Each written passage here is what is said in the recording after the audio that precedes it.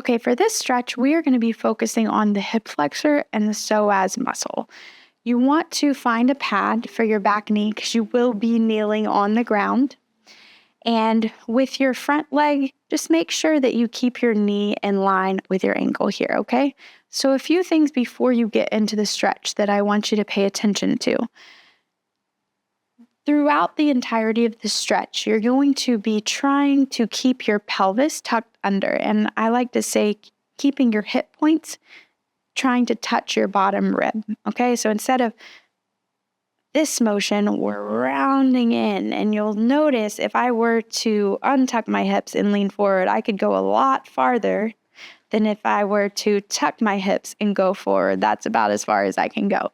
So we want to stay in this tucked position here and start to lean forward. You're already going to feel a stretch in your hip flexor, maybe even into your quad. But to add the psoas, what you'll want to do is place the non-working hand inside the non-working leg, reach up and over with the working side. And as you do this, you want to make sure you keep your chest nice and open so you're not caving in with this working arm, but you're keeping your chest open. And I'm pressing my hips in the opposite direction. So if you were to see me straight on, I'm kind of in a C curve here, right?